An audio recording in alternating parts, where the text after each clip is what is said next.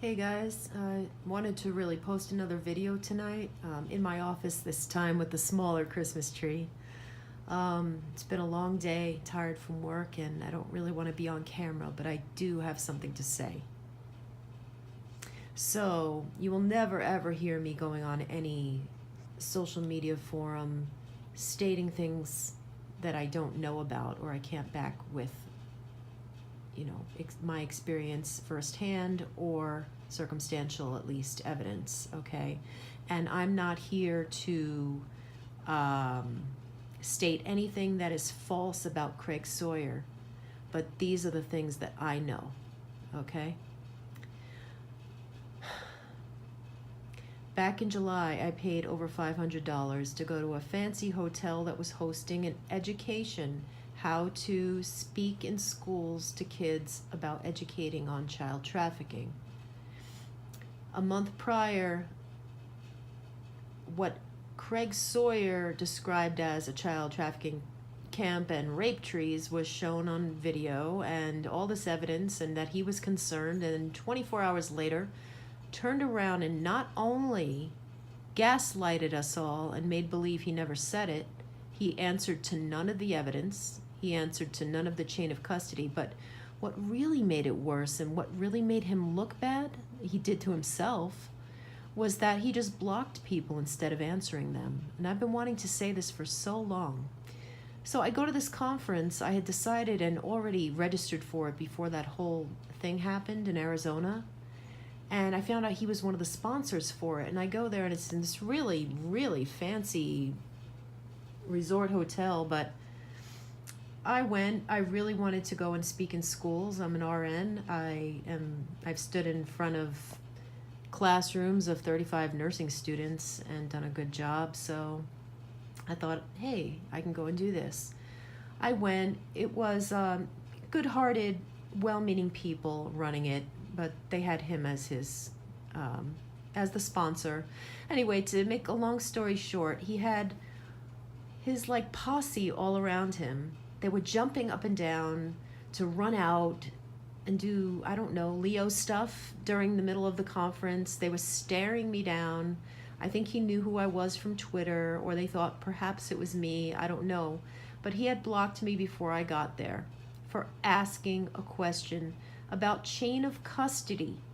Now, for those of you who don't know what chain of custody is, when you collect forensic evidence or evidence at the scene of a possible crime, it has to be held by some authority, and when it's passed from one authority to another, it has to be signed for and documented. Who has it? Where is it? What time? What date? It's called documentation. It's for stuff like, court and investigations, right? He couldn't answer that. He blocked me. He blocked a registered nurse of 27 years who cares about kids. I mean, what's wrong with this man? Now, I can't say that any of this stuff is 100% true because I wasn't there, but that Facebook page of his daughter comes out afterwards. Then she gets on Twitter telling everyone how she's a minor and people harassing her. She's not a minor.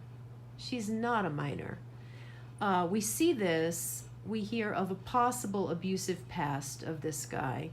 Now I believe it's his production company. Someone's suing him. Someone on his team, and his documentary has been postponed. There's money that he's getting. There's canceled checks, so that's a real thing. That was not made public before. An extra $7,000 a month or something. Wow, that's pretty nice.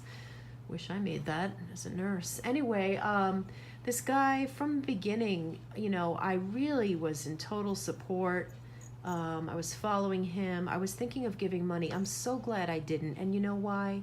Because all this time I thought, wow, he's really got the in with the Leos, and maybe he can get shit done. Well, no, he's got the in with the Leos in Tucson, Arizona, which has a fucking mafia. That's another story. Follow the real Jeffrey P. on Twitter. He's got the whole story. Very, very dangerous group of people. And I'll tell you how dangerous Craig Sawyer might be, allegedly.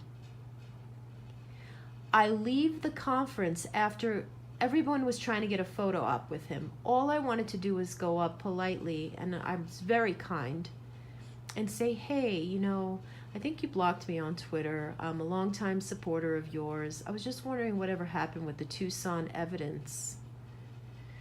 He started to talk to me and tell me stuff, but then he said some kind of code word because all of a sudden his henchman came and whisked him away. Well, realizing that this guy, there's just something really off here. There's something wrong with this room. The room felt bad, guys. I'm sorry. The energy felt intimidating. It felt stressful. They ran out a couple of times like they were going after some perp, or they were paranoid that someone was after Craig. I don't know what the deal was, but the whole conference was disorganized. I'm sorry. It's just the truth. It was very, very weird feeling in that room. And when I drove home, I lived pretty far away from this conference. I'm turning into the area of the neighborhood I lived in. And behind me, I'm waiting at the train crossing for the gate to go up. And I'm looking at the pictures on my phone.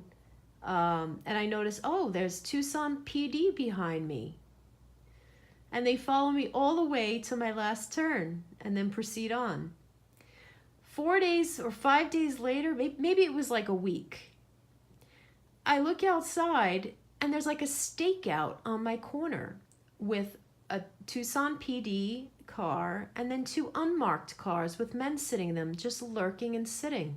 When I inquired, no one would tell me, oh, sorry, ma'am. Sorry, ma'am. Nope, can't say anything. Sorry, ma'am.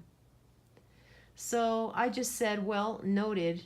And I told the people at the conference whom I was going to go and speak for at schools and stuff like that, that I didn't want to have anything to do with anyone who was associated with Craig Sawyer. So there's all the facts. If he didn't have the cops follow me home, I don't know. You know, I believe in coincidences, not. Okay, this guy, there's just too many things. There's other people coming out with stuff. The people that he worked closely with. I mean, what's going on?